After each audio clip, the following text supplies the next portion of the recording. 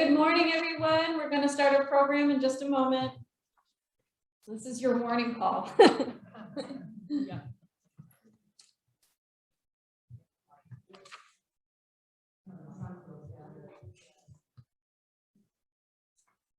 Last week, we had the wonderful Regina Brubaker-Carter here for a lesson about identifying Indigenous baskets.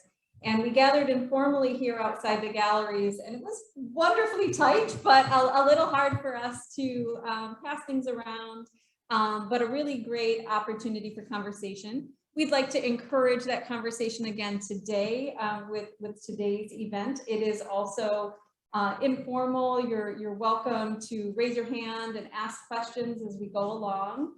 And so we will pass some items around with the crowd, so just be mindful of one another as we look at examples together. And for our physical audience here joining us today, just know that we also have folks in the virtual sphere. We have people joining us via Zoom, and then we will be streaming live on Facebook. So as we move through today's event, you might hear us repeat your questions to try to make sure that our folks who aren't present here physically can know what's going on in the conversation. And if we turn and look at this wonderful woman here in the black jacket, this is Alyssa, our program assistant. She'll help us keep that conversation rolling through with those attendants as well. So thanks so much for joining us today. My name is Liz Erlewine. I am our visual arts director here at Crooked Tree Art Center. I'm recognizing some faces. I know some of you have been able to join us for programs in the past in relation to this exhibition. So I'll keep my introduction brief. But you're here today for this series of talks related to our exhibition, Kindred, Traditional Arts of the Little Traverse Bay Bands of Odawa Indians. This exhibition was co-curated with Eric Hemingway, who is in charge of archives and repatriation at the Little Traverse Bay Bands of Odawa Indians. This exhibition was a long time coming, and I must always thank Ali Maldonado for planting the seed that led to the beautiful exhibition that you see on display in our Gilbert and Bonfield galleries. This project, well, that conversation introduced me to a number of amazing artists who are working right here in Charlevoix, Emmett counties, and throughout northern Michigan, creating beautiful traditional Odawa artwork. And one of the artists who I had the privilege of meeting through those conversations is our guest today, and that's Stella Kay. Stella has a number of beautiful pieces on display in our Bonfield gallery. So if you haven't had a chance, at the conclusion of our conversation today, please join us in the gallery and take a look at those pieces. Some of them will be represented on the screen up here and in our Zoom audiences. Alyssa will screen share those so you can see them. But it's a real treat to be able to see them in person, and we do have them on display here. Stella has been a wonderful, very generous and kind with her information and telling me about process and what inspires her in her work. And it's been a wonderful opportunity to show her work to our community alongside her sisters, Vicki and Regina, and their mother's work, Rita, and even Stella's daughter, Sydney. I always catch on the S's. Great. And Vicki's daughter, Rebecca, are represented there. So it's really a beautiful chance to think about how we pass practices on through generations, through family. And even today, we'll hear a little bit about how that works among sisters, right? So with that, I'd like to ask you to join me in welcoming Stella Kay. Honey, that is hello and good morning in the Odawa language. I'm not very fluent at it. I guess I'll start with the beginning. I'm Stella Kay. I grew up here in Odin, Michigan. I went to Lansing High School. I disappeared for a while. I went to Michigan State, graduated with a degree in accounting, moved down to Ohio. Spent probably the next 27, 28 years down in Ohio, working for big companies, small companies. But my journey as a bead artist probably started right before my mother passed on. So the middle lady here is my mother, right? Her name was Rita Brubaker. Bree Asper Shepherd, I'm sorry. And those are her two sisters, Ruth Ann and Auntie Linda. So these women, they grew up in Indian Town. They, which is in Harbor Springs, if you don't know, it's where they, little piece of swampland that they shoved all the Indians on in Harbor Springs. And their mother was probably, we don't know, but was probably a trafficked woman. And so she was raised, or they were raised by their grandmother, right, in this little shack in Indian Town. They didn't have running water. Probably didn't have a whole lot of supervision based on some of the things that I've heard they got into. But my mother was removed from the home when she was 9. Right? She did go to, everybody's wondering now about the boarding school. She was not an overnight resident at the boarding school. She did go to the day school though, right? But at 9, she got in trouble with her Uncle Frank. Her Uncle Frank was a couple years older than her. And I think they broke into one of the summer homes. And the authorities decided that she shouldn't be, that her grandparents could no longer control her. So they removed her from the home. She went through some embarrassing, horrid experiences. They shaved her head, they placed her, they threw her in the jail for a couple of weeks while they were trying to decide what to do with her. They weren't sure, but apparently the grandmother's home wasn't an option. And then they put her in foster homes for the next 9 years. So she got bounced around quite a bit. But what she learned through all that experience is that being an Indian was not, right? So she wasn't traumatized by the boarding school, but the other option that they did quite often was foster home. And she had a problem. She just didn't have a very happy beginning. So she met my father, and he was a relative of one of her last foster home. She married him, had us 4 kids. My oldest sister Vicky is here. Wave your hand, Vicky. Right, there's Vicky. And then my middle sister Regina couldn't be here today. Me, and then my youngest brother, or my youngest sibling is my brother Joe. So we grew up, and my mother pushed down all of her Native feelings, right? She didn't want us to experience the stigma that she had, and she didn't want us to feel the hurts that she felt being an Indian. So we were raised as the little Mennonites, right? Aunt Martha, this is my Aunt Martha here. But so we were raised as the little Mennonites. We did all the Mennonite good things. We learned how to, well, my sister Regina learned how to quilt. We did banking. We did cross stitches and crewel embroidery, but we really didn't get into the Native arts. Apparently, Mom knew how to do this, but she did not share it with us. Okay. So skipping ahead, I'm down in Ohio, and the only art, okay, so I graduated from MSU as an accountant, okay? I had accounting jobs, financial analyst, I was very black and white, right?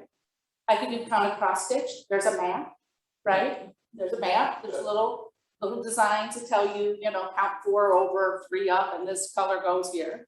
So I was really good at that, and I could do quilts, right? Because my little sister Regina is bossy, and she decided that there were things I needed to know. I needed to know how to sew, okay? So I didn't realize she was doing this to me until later, but she decided I needed to sew, so she would come down. I have four wonderful children. I'm married 36 years, I have 4 wonderful children, and started off with Halloween costumes. Right, Gina had a rule that the kids could be whatever they wanted to be for Halloween. I was not to say a word. I was the checkbook, right? So I kept trying to say, well, they could be this, because so-and-so was this last year. We could just use the princess costume again. She's like, no, they can be whatever they want to be. Just go to Joanne's with me and write it down. So that's what I did. So Gina started like, well, you can sew these straight lines, right? How hard can that be? So I sewed straight lines, right? And then I learned how to make plate dresses. Then she comes down and you need to know how to can. So I learned how to can, right? So Gina, throughout the years, being a bossy sister that she is, has decided, but because of her, I can do all kinds of really cool things now, right? I just canned 21 quarts of potatoes yesterday. I have probably 40 pints of tomatoes. God knows what I'm going to do with them all. I live by myself, right? So if anybody wants something, raise your hand. I should have brought them, I can pass them out. But, you know, I do all this stuff now, right? So she's trying to get me to knit, right? But I am left-handed, and so it's hard for me to reverse everything, right? I get really frustrated, my shoulders are way up here, and, you know, my mom would look at it, she's like, well, all those stitches are twisted. All right, so we don't knit a whole lot, we don't crochet. If push comes to shove, I could knit a hat, but I would prefer not to, we'll leave that to Vicky. Or Regina likes knit. There we go.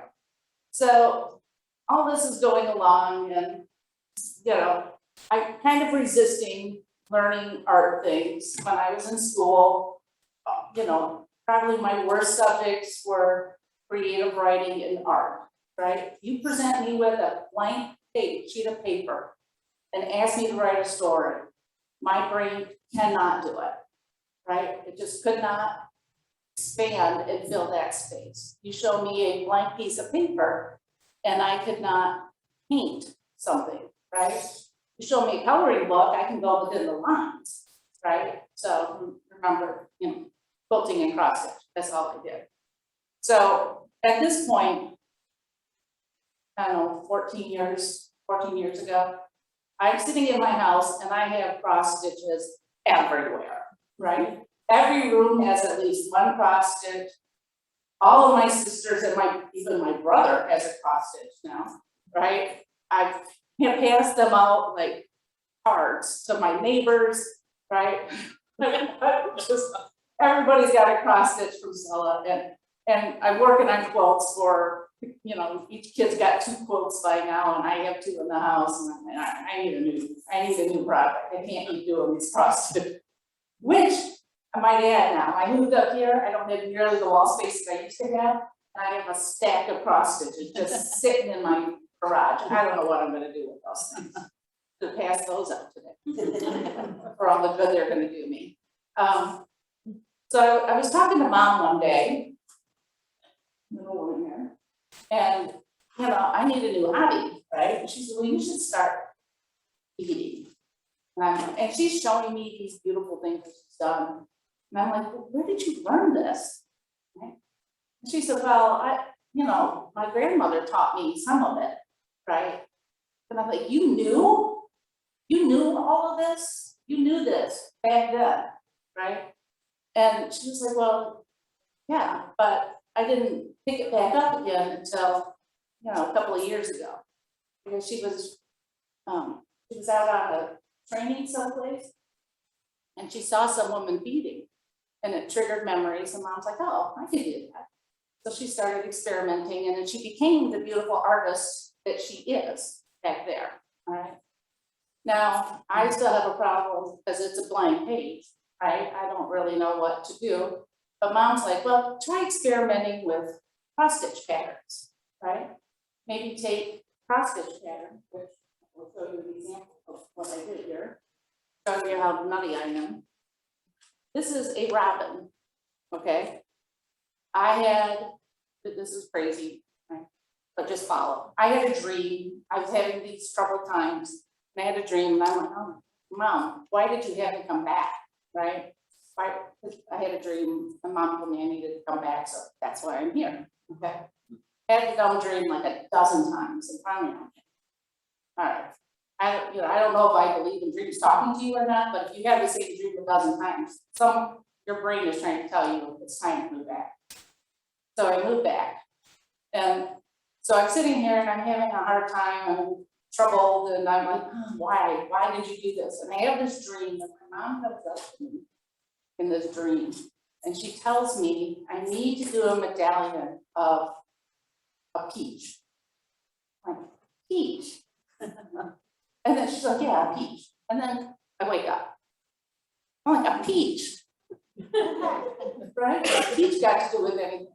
So I am like trolling the grocery store, right? I don't want to tell my mom no, right? I don't know if this is true, but I'm not going to heaven, having her knock me upside the head and say, why didn't you do the peach?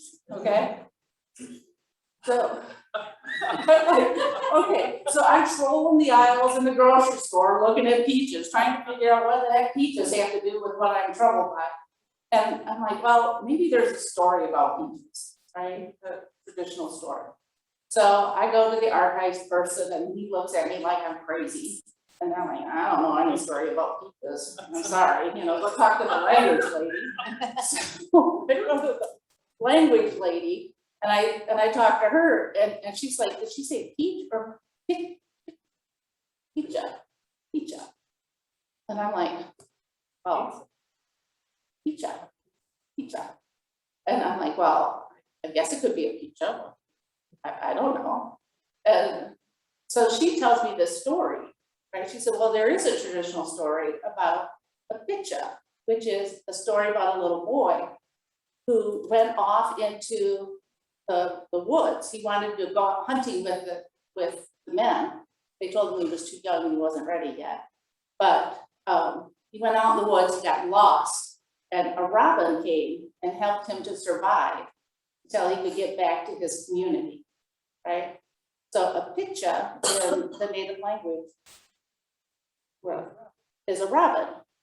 So, and then I was thinking about the trouble I'm having, right? And this woman was telling me that what my mom was trying to tell me was that I had to trust the community to help me through this, right?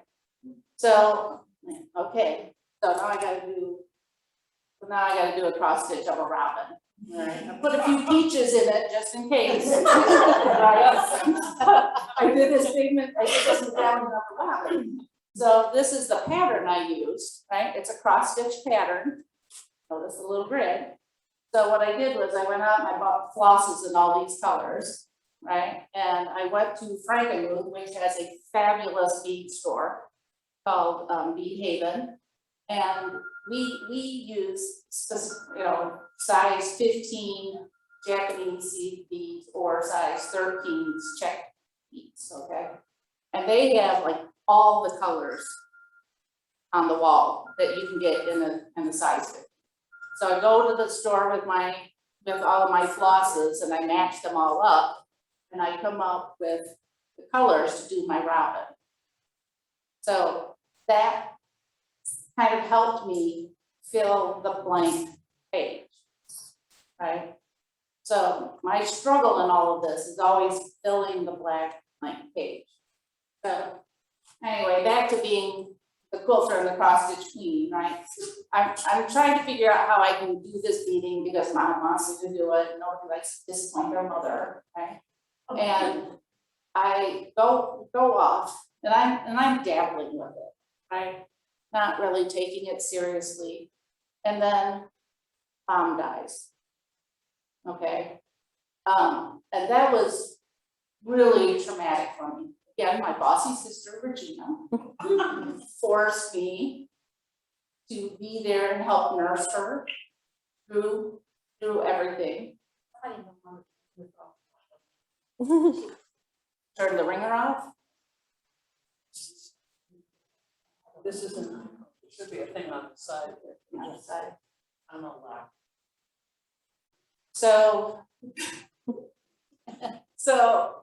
I'm struggling with all this. I'm trying to deal with the fact that my mother is passing before my eyes, and it happened quick, right? We found out the beginning of February that she had colon cancer, and by mid-May she was gone.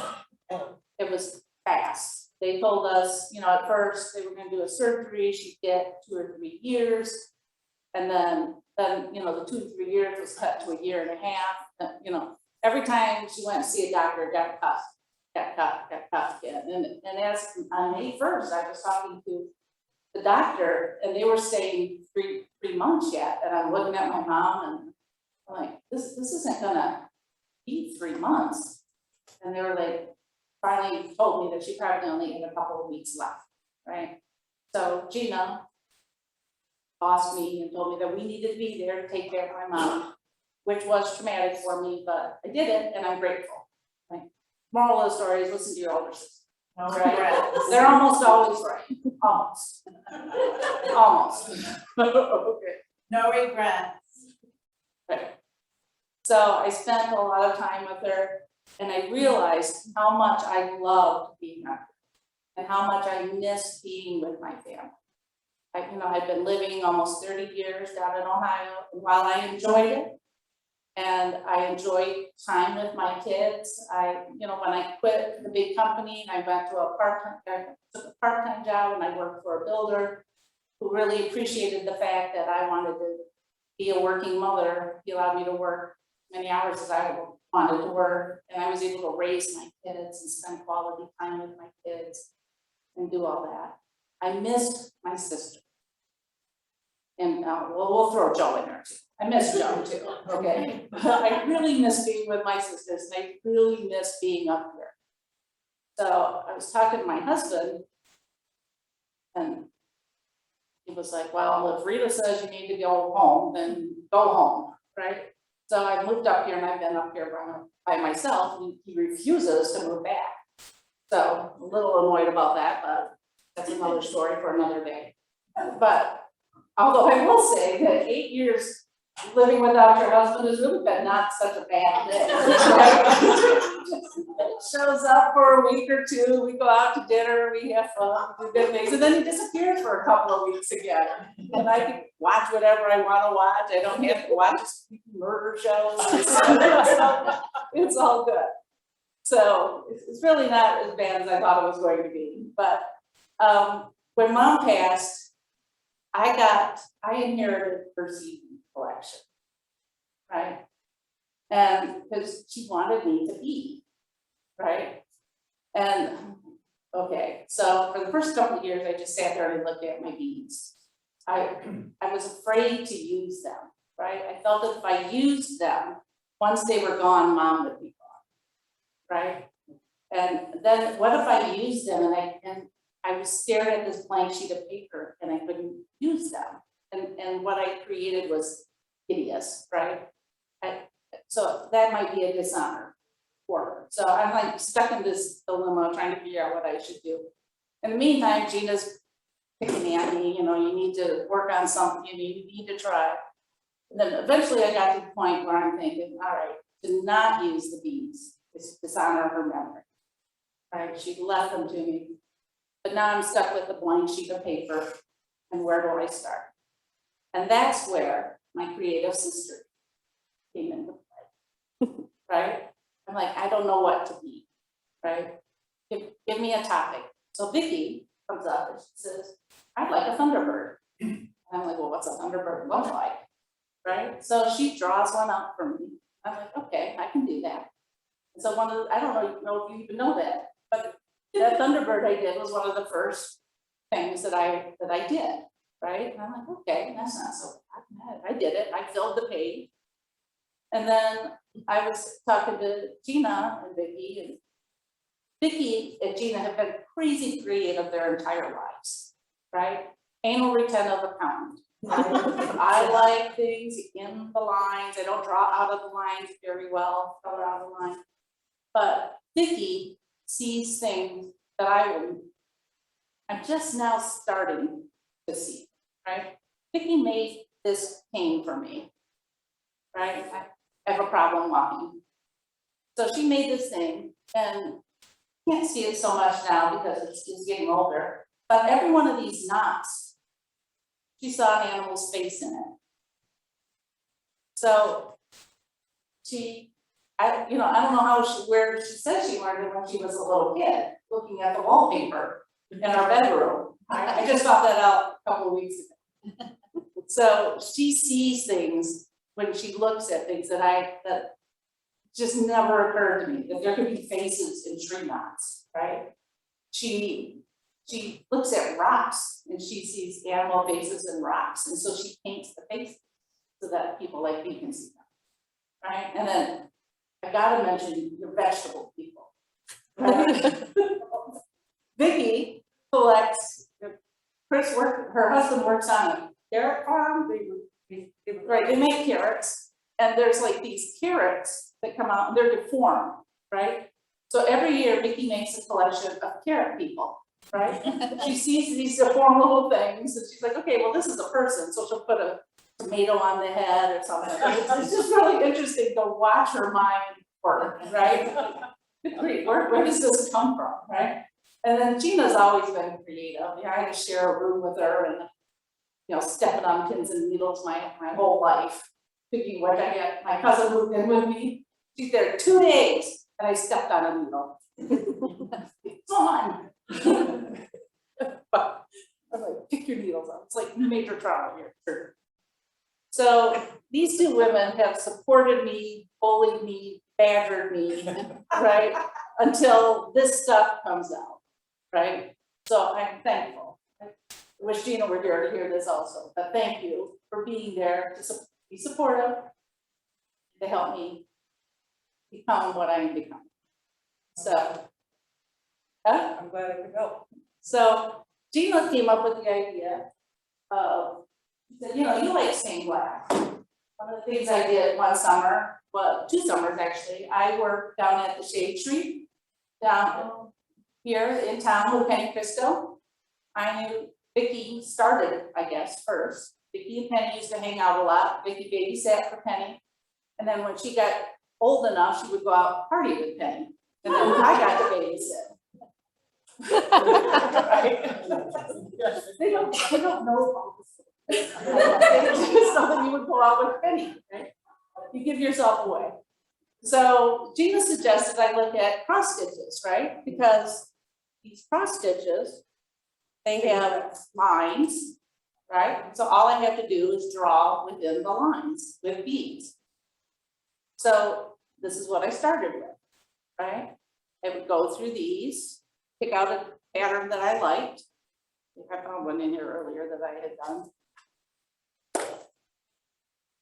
The daffodil was also one of the first things that I did, right? So, but at this point I have a limited collection. Other thing you need to know, being the annual retentive accountant that I am, I have OCD, okay? And I become obsessive about things, right? So the thing I am obsessive about is collecting every bead color that is imaginable, right? So I have done extensive research, right? But if you're gonna do something like this, you need lots of colors, right? You need lots of colors. I don't have the patience, right? To sit down and draw something out, say, now I'm going to do this. I'm going to the store to buy these colors, right? Because where I get my beads, I go to Frankenmuth or I go to Seattle, right? There is this beautiful bead store out in Seattle called Shipwreck Beads that carries every kind of bead you could ever want, right? Except for, oddly enough, size 15 seed beads, Japanese seed beads, but they have all the other ones. So what I tend to do is I collect all of these colors and I have them so that when I'm ready to do something, I have them all right there, because I'm too impatient to wait otherwise. So I have these containers. Stella, can you tell us how big this piece is in real life? It is 5 inches across. So what is that, diameter? Diameter is 5 inches. And this piece is on display in the gallery for those of you who are here visiting. Yes. Okay. So I have this container.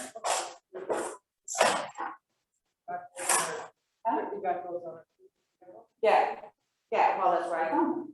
So I have 7 of these, okay, filled with every size 13 color that I can find, okay? So when I sit down, do something like this, I'm set, right? And then things and that may seem like a lot, but oh my God, there are so many colors in the world. I had no idea, right? So I'll be looking at something, I'm like, no, that's not. So this is one of the earlier pieces that I did. That tree trunk, that one was hard, trying to find the different colors of a tree trunk. Yes, Is that piece inspired from frosted or stained glass, or is that? that a was, different type? I was looking online at stained glass. I just doing research, and I found this artist, I can't find her, I don't have what her name is right now. But I found these pictures, these paintings that are done based on, you know, they're like stained glass watercolor. So here, you can pass From this Maple around. Island. Is this? No, I don't believe so. I think she's out east somewhere. So I saw that kind of, so I saw these pictures, and from that, I might have copied the tree limbs, and then the colors were what I felt like. So I was like, oh, yeah. Well, they don't take as long as you would think once you actually sit down to do it. If I start from a concept on, that one probably took about 3 months, right? But the actual eating of it may take a week, right? But it takes time to figure out like the tree trunk, right? I didn't want to. One thing I learned when I worked with Penny, oh, I didn't finish telling that. I babysat for Penny, and then a couple of summers when I came home from school, I was the grout girl and the copper foil girl at the shade tree, okay? And so I'm looking at these windows, and I'm wondering if the shade tree had anything to do with them, but they're beautiful. I love stained glass. So, but one of the things that would always amaze me about Penny is I would see everything laid out, and then she would have her pattern pieces, and then she would have like arrows pointing through them. And that was the direction that she wanted to follow in, if there was a wave pattern in the glass. She was, you know, and she would pull out a piece of glass, you know, maybe this size, and she would tell her brother Chris, I want this little piece to come from here, right? And that was the pattern, had the frame that she wanted. So when I started doing the bead work, I started thinking about which direction did I want the grains to go. Typical Native American beadwork, I haven't seen anybody else do that. And I don't know if that makes mine wrong, but it feels right to me, so I do it. But generally it's straight lines, they'll do straight lines, or they'll do what's called a rosette pattern where you go around, you draw the picture inside, and then you go around and you place your beads. My daughter, in there, there's 2 pieces that are done in the rosette style. There's one that's the picture of the earth that I'm like, oh my gosh, how do you even, the thought of trying to line up those lines with the beads, I just think it's crazy. But God bless her, she did it. And then she did another one, there's a sunset in there that she did, that same style. So, but anyway, I take time and I think about what directions I want the beads to go, right? I don't have the grass flat, because grass to me isn't flat, ground isn't flat, ground moves. So, and then I will stream, and trees never go straight up, well, rarely, but they tend to kind of wind a little bit. So I try to bring that out when I do my bead work. So. Think of Van Gogh. Well, actually, it's interesting that you bring that up, because there's one in there called, what did we have, Night Lights, Starry Night. I was thinking of Van Gogh when I did that, right? That you could, I love Van Gogh, right? And so I was thinking about Starry Night with him having the stars and and the way the wind moved around it. And so that's what I was trying to do, but it wasn't a big enough canvas to really, to do a lot of the movement. So we have the loom in here. Yeah, I think it's towards the end. Do these. Right, there's the loom.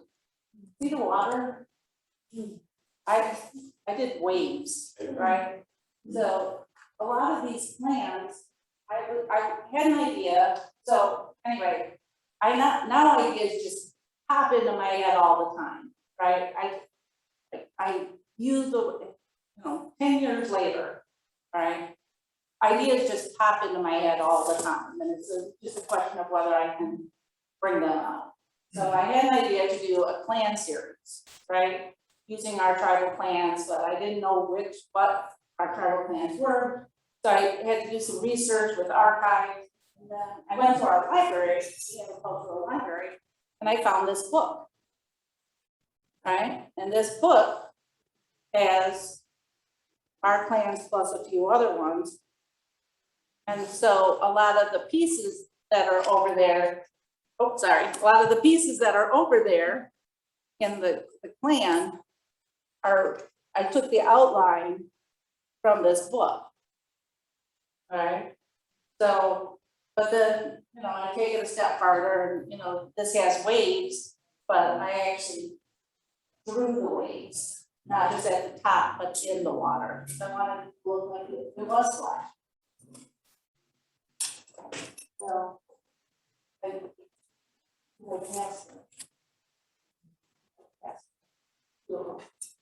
so these are the two turtles, okay? The first turtle is closer to what I saw in the book, okay? But then I thought about it, and I'm like, nah, I want to do something else. I didn't like the color selection, and so I did the second one. And about the same time, I heard about the story of Sky Woman, right? And how she created, in our story of creation, right? Sky Woman is floating around in the ether. There's a small hole that she sees, and she falls through the hole, okay? And with it in her hand,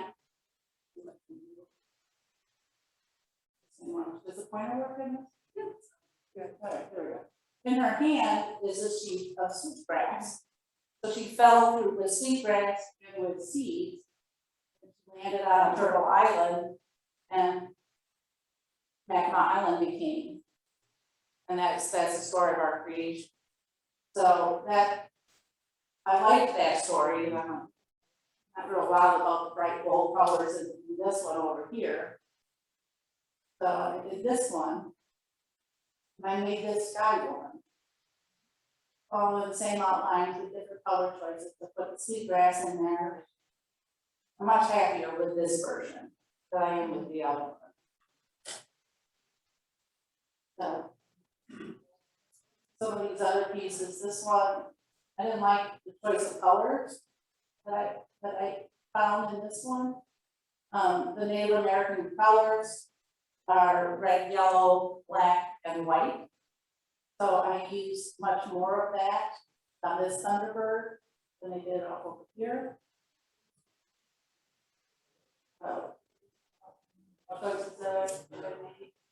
This one, so I guess more was how I come up with different ideas. This eagle I saw in a hotel that I was staying at. It was just a plaque that was hanging on the wall. And I thought, well, that is a great outline for an eagle. Because if I had one problem, it's freehand drawing, right? I gotta fix that somehow. But it's freehand drawing. And so I saw this is how I now view everything as a medallion.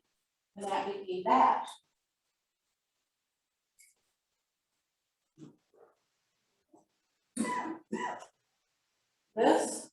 This is, I call this one your third coming.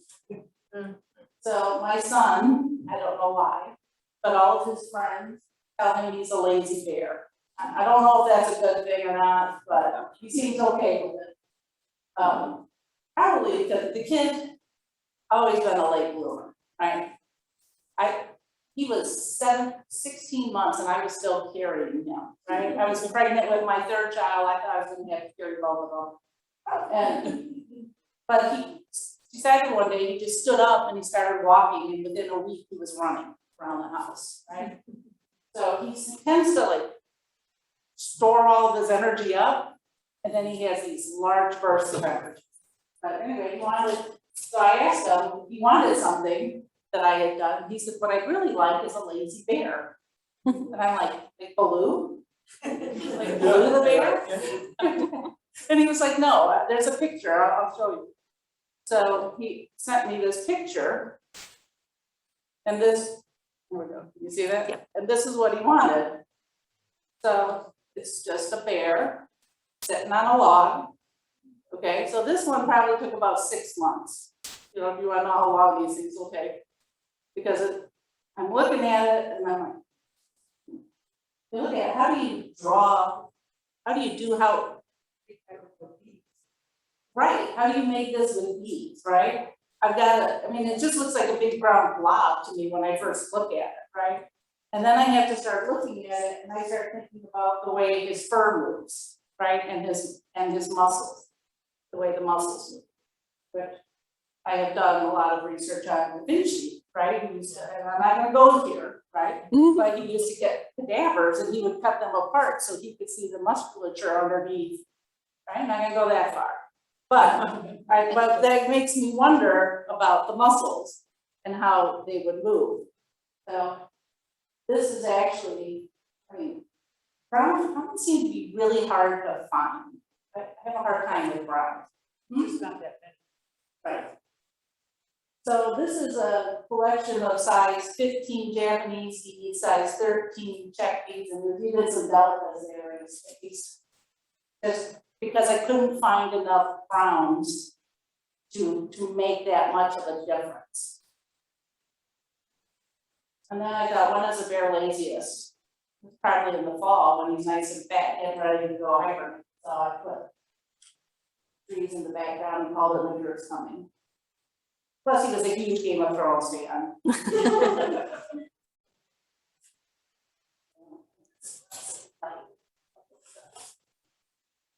This is a muskrat, right? Somewhere along the lines, I got it in my head, I wanted to do critters, right? I probably because of this guy. This is a Christmas card that I got, all right? 4 years ago. Were you able to add this one? Okay, so this one is over there, right? But it's a Christmas card I got, and I'm like, you know, he's pretty cool looking. Right? After I got over my fascination with the birds, you know, I did my peaches with the peaches in the tree, and you know, I did a cardinal. There's a cardinal. I saw her head. Oh, there's the robin with the peaches. Your mother's too. Well, weird thing is she doesn't come home, she only comes when she feels like it. So I assume she did. She did knock me upside the head, so I believe that's a good sign. And I was looking at. Ask another quick question. Your mother took this back on late. Yes, Was she prolific? Did you see a lot of her work? I didn't, right? For some reason, I feel bad about this because I'm sure it's something that I did. But at some point, her included, they were afraid of me for a while, and my opinions. As far as, Whether I would appreciate something.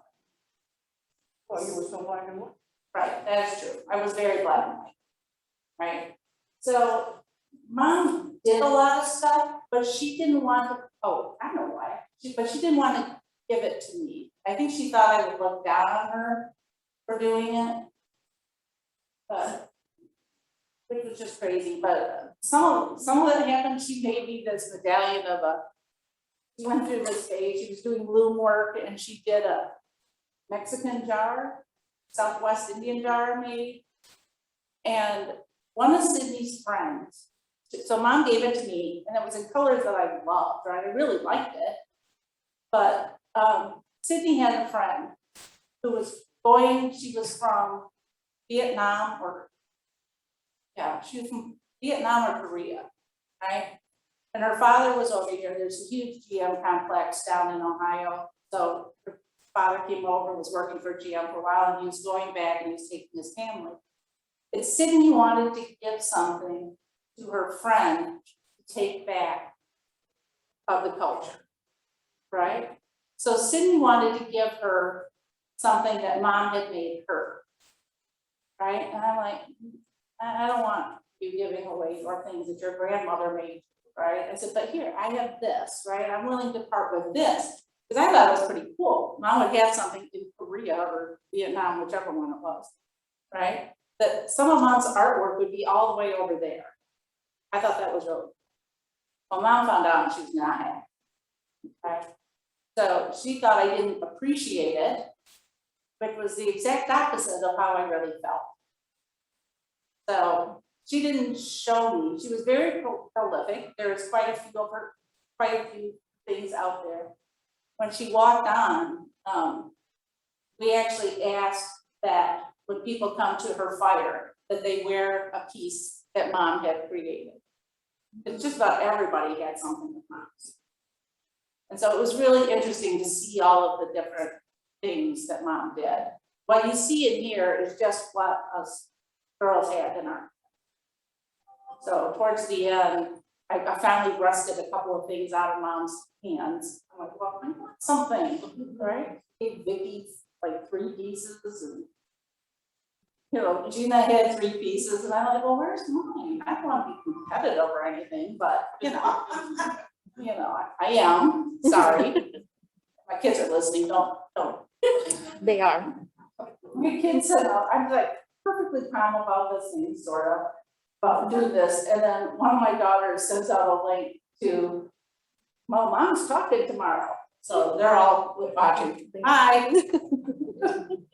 So, anyway, so she was pretty prolific. So I didn't get it. Mom had a lot of talents, a lot of people don't know. When she played guitar, sang, I do remember that. Right. then she did watercolor, she did some yeah. paintings that she had here at the gallery. She also won like 3rd place or something in a display that was Right. She had a lot of talents. Yeah. A lot of people didn't know. Couple Yes. things. First, Karen says hi. Hi, sweetie. Sydney says she loves you. Sydney said. Yeah. Hi, Sydney. One thing I really enjoyed putting together in the show is having the family, the different generations. But it's also really neat because I think as a viewer, we can see your individual voices through your artwork. You joke about how methodical your approach to creation is, but you can still see a lot of your own hand, and I think that's really interesting. But one thing that I was blown away by your mother's work is the medicine pouches, of course. Yes. The 2 sides to them. But her phenomenal way of rendering gradation, and I see that coming through in your work a little bit. Do you wanna talk about that? I'm sorry, I didn't. Yeah, the gradation, how Oh, the you gradation. count the volume for the tail of the squirrel. Yeah, so I live on off the 9 Mile, not on 9 Mile Point Road, that's chairperson money. I live on the road off of it, vice chair money on Michigan Shores Drive. It's a very wooded area and I have this deck and I have squirrels on my deck all the time. So I was watching the squirrel one day and I was watching the tail bob. And I'm like, I really want to do the tail, right? And when I pick something, it's generally because it's what I call a white whale. Sydney, white whale, notice. Okay? So there are things that I have no idea how I'm going to do them, but I want to figure it out, right? The anal retentive part of me, I gotta figure this out. So I had a lot of fun with the squirrel and trying to figure out how a squirrel's tail moves, how it looks. So I have like 6 different shades of gray in there, trying to make it look natural, but not, I was really pleased with how the teal looks fluffy, which I was happy with. And then when I was looking at the background is never flat, right? When you look at it, there's always shades. So I'm forever in the trying to figure out shades. So that's kind of the thing that I've been working on. So these birch trees, speaking of where you get ideas from, I am running through an airport one day, okay? I'm in Minnesota trying to catch my next flight. And this is a tile mosaic leading into a bathroom in the Minnesota airport. I think, why would you hide this beautiful piece of art? Like, because it's just kind of set back, and but I'm like literally running, and like my feet are going, and I'm like stopped, right? And I had to take a picture of it. And I'm like, all right, I want to figure out how to do this.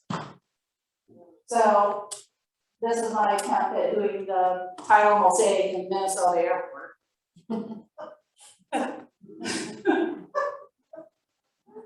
So I think it's just, I'm all over the place. So I've been practicing with different types of beading, right? Every now and again, I'll do like 10 medallions, and then I'm like, all right, I have no idea what I'm gonna do with all these medallions, right? What am I gonna do with all these things? So, I'll take one. well, again, as with the cross stitch, all of my kids have medallions now, my sisters have, everybody's got something now, right? And my sisters actually have their own little robin pin, right? Because she's part of my community, right? And I rely on her for help. So they all have, we have this group of people we call the cookies, and all the women in this group that support me, you know, as the tribal chairperson, as a bead artist, they all have little robin pins now. So if you see one, that's one of my cookies. So anyway, practicing with different types. So because I'm like, well, I can't keep doing medallions, because when I get going, I find it very zen, right? And am I almost out of time? You're getting there. Sorry. Yeah, it's like, how am I gonna fill an hour?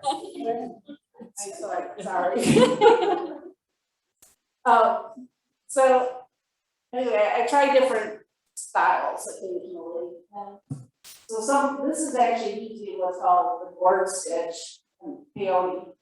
And our judge, Alan Maldonado, wanted to know if I would bead a gavel for somebody who's retiring. Oh, I don't know how, but I'll learn.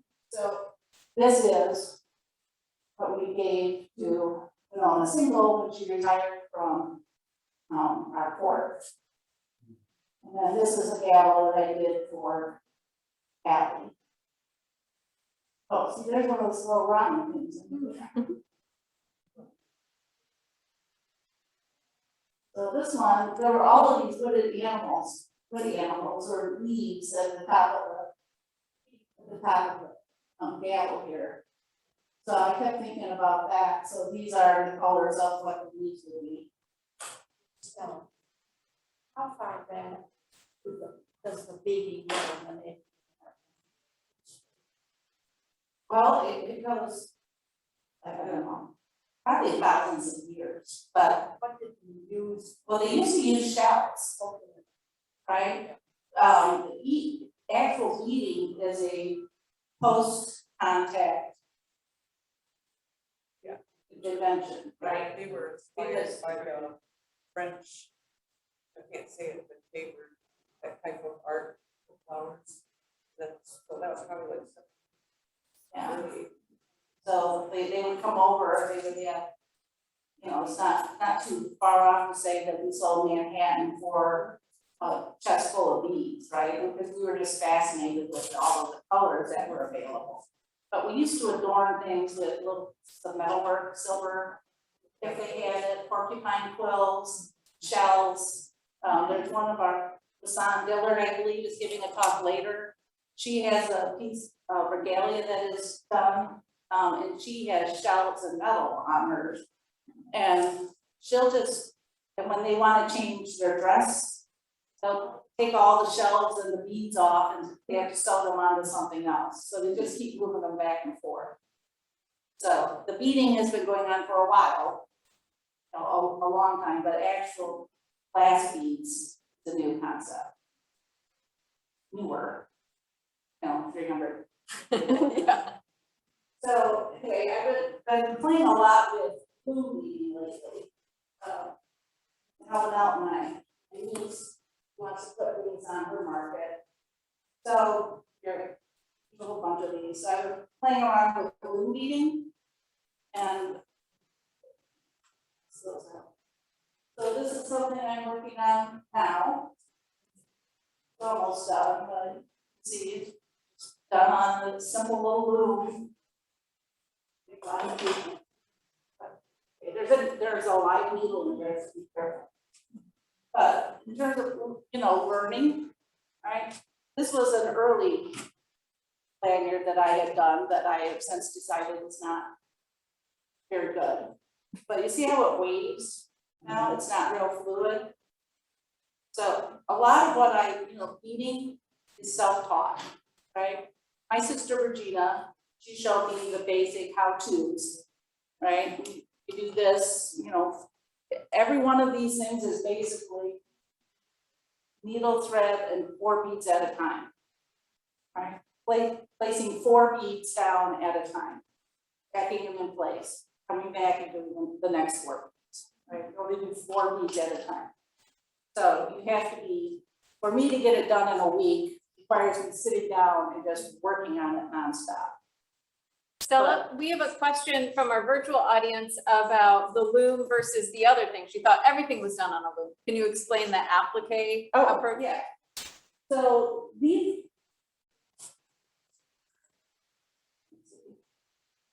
this is what is called an applique style, okay? There are pieces of felt called stiffy felt. Pass these around. It's thicker than your normal felt. Pass them around.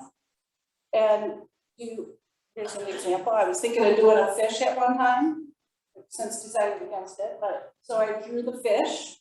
This was a stained glass design, by the way.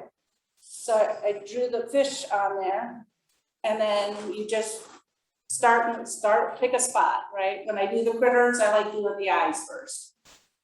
Okay? You're nodding, shaking your head because it wasn't in the right What was spot. the name of the felt? How did you describe it? Stiffy felt. Stiffy felt? Stiffy felt, right. STIFFEE. You can get it from Joann's online. It's hard to find it, or Beading Foundation is the other thing. So you have a piece of this, you draw your pattern on it, and then you like I said, you do 4 beads at a time. Right, comes up. Then you lay the next 4 beads, and then you lay the next. Do you use magnifying glass? No, but I do have trifocals now, so I spend a lot of time trying to, I have one of those lights that really helps see the different colors and the gradations. So back to this guy, all the different browns. And again, I'm struggling with browns, right? Where do I find browns? So our chairperson, her clan is the muskrat clan. So she asked me to do a muskrat. And to be honest, I didn't even know what a muskrat looked like, right? So he ended up pretty cute. I like him. But now I'm starting to use different things like, now I've started to throw in thread. That is actually quilting thread up there for his whiskers. Okay. I was toying with ideas, I would want to show that. Read it.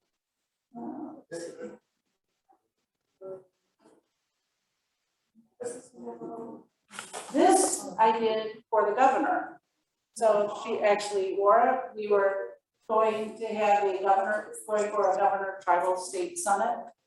And chairperson asked you to do something, I said yes. So she's like, will you do something you know, for the governor, something that's unique, right? So I did the state of Michigan, surrounded it with water.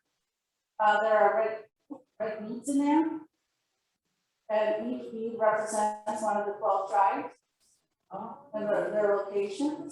And there are 12 arrows for, for our 12 tribes. So I guess this is like me finally doing creative work, right? I didn't copy this design from anybody, I actually sat there and thought about it. I'm growing.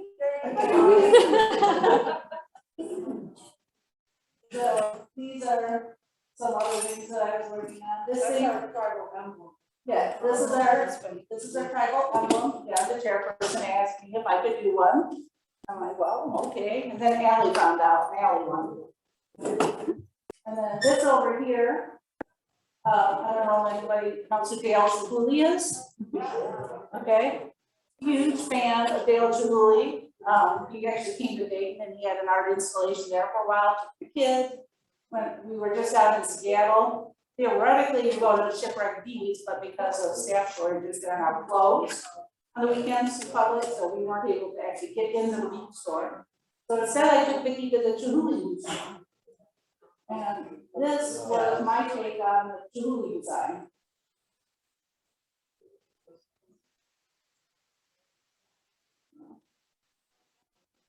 Just me playing around. Whatever the next, this is an example of a quilt pattern. What I saw that I liked. And it all started with my mom. Yeah, so, story on my mom, because I'm running out of time. So she was moved out of her home, right? She came back. And she, you know, she came back to the community. And when we were reaffirmed, it's really nice to see her blossom again, right? I found out she actually did know knit some niche, some of our language, which now makes a lot of the things that she said when we were growing up, like ka. She kept telling us things were ka, which is bad. And I, you know, I didn't know what that meant. It was just kind of a weird word mom used, but apparently it was a niche word almost. So anyway, all of her sisters ended up being removed from the home. And it took my mom 50 years to find the last one. But she found her. And then she passed 3 years later. So she only had 3 years with her. But yeah, she had 3 sisters. Yeah. So That's beautiful, Stella. So I have to make sure to do some other acknowledgements. I have to Yep. make sure you know that Diana says hi too. hi, Diana. And comment from one of those platforms says beautiful work and love to hear how you're always observing and listening. Oh, thank you. Are there other? Facebook, no. We're out of time, so we're gonna go ahead and wrap. But we do have some examples here, and of course, Stella, her sisters, her mothers, and her daughter and niece's work are on display in our Bonfield Gallery. As we're wrapping, I just want to let you know, yeah, I'll grab this mic. I have to acknowledge our sponsors that made this program possible, as well as our exhibitions. So our Coffee at 10 series in Petoskey is sponsored by Roast and Toast. So you are welcome to grab a cup of coffee and a pastry. Please don't take them into the galleries, but you can enjoy it out here. And then the exhibition is made possible thanks to North Harbor Christie's International Real Estate, Odawa Casino, of course, the Little Traverse Bay Bands of Odawa Indians, Petoskey Harbor Springs Area Community Foundation, Michigan Council for Arts and Cultural Affairs, Michigan Humanities, and Women Who Care.